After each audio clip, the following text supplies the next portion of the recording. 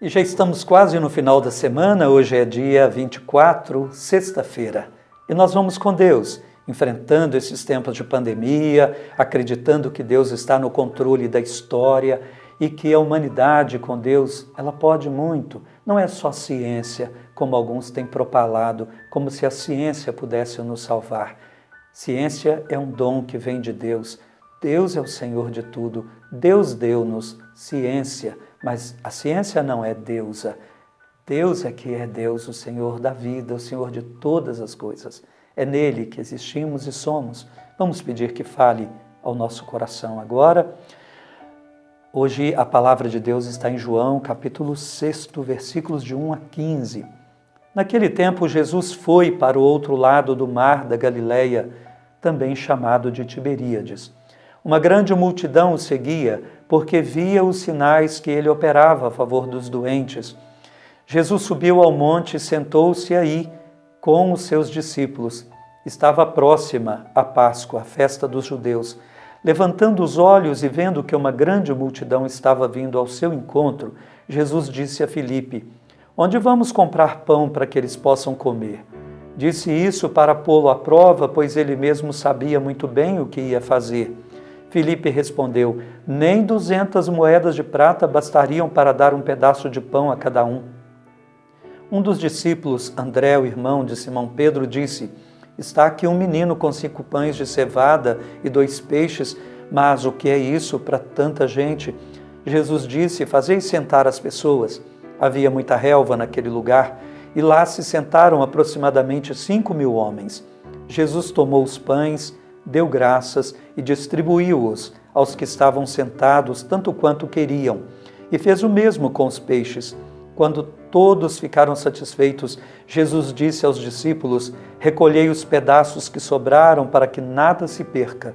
Recolheram os pedaços e encheram 12 cestos com as sobras dos 5 pães deixadas pelos que haviam comido. Vendo o sinal que Jesus tinha realizado, aqueles homens exclamavam: "Este é verdadeiramente o profeta, aquele que deve vir ao mundo."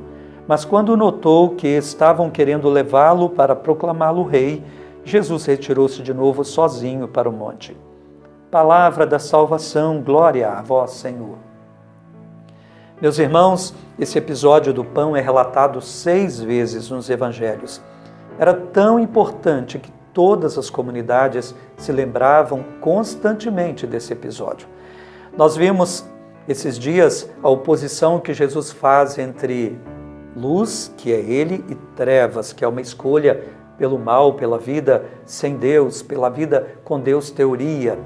Agora nós estamos vendo que Jesus se revela como o pão da vida. Ele vai se revelando ao longo desse capítulo e ele inicia fazendo o milagre da multiplicação dos pães. Ele usa o alimento, que é algo que tem uma simbologia muito grande, que dá para explorar de maneira simbólica uma necessidade básica da existência humana. E Jesus vai explorar isso para falar coisas muito mais elevadas, não é? Mas o povo quase não entende. O povo quer sinais, o povo quer milagres, o povo quer um rei, o povo quer solução fácil. Essa crise a gente vê, não é? Claro, a ciência é tão importante e é, como eu disse, um dom de Deus. Ninguém vai agir buscando só milagres fanaticamente. Isso seria estupidez, seria uma fé infantil e uma fé pouco clara, não é? Deus quer sim que a gente se utilize dos recursos humanos, mas que a gente tenha bem claro para nós o que é o essencial. Nunca perder de vista o que é o essencial. Deus é o essencial. Jesus convida então a fé nele. Olha como ele conduz todo o contexto. Ele está no controle, ele arrasta a multidão para um lugar deserto. Parece que tudo foi arquitetado de propósito. Então há uma provação, ele vai colocar os discípulos agora nessa provação. Onde vamos arrumar comida para tanta gente?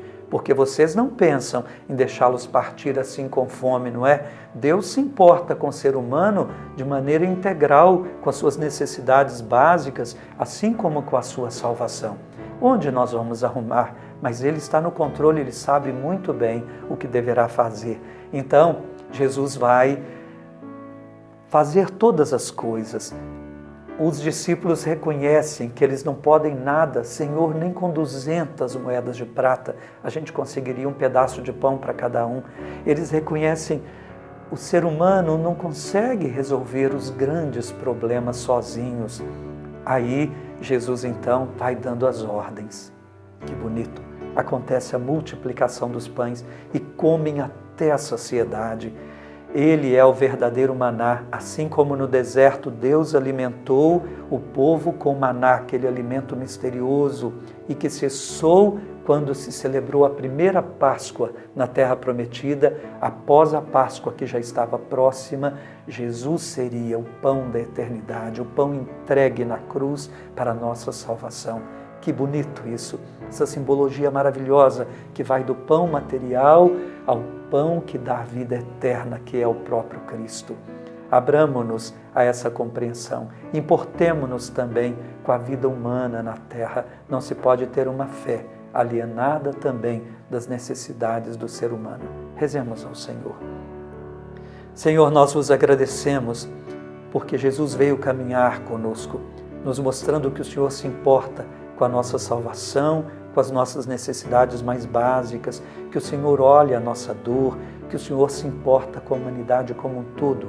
Ajudai-nos a viver deste pão, pão da palavra, pão da Eucaristia, pão que é o alimento eterno, o próprio Filho Teu. Senhor, ajuda-nos a viver de Deus, ajuda-nos a fazer escolhas também que ajudem a vida humana sobre a terra. Pedimos por Cristo. Amém. O Senhor esteja convosco, Ele está no meio de nós. Abençoe-vos Deus Todo-Poderoso, Pai, Filho e Espírito Santo. Amém. Fiquem com Deus. Até amanhã.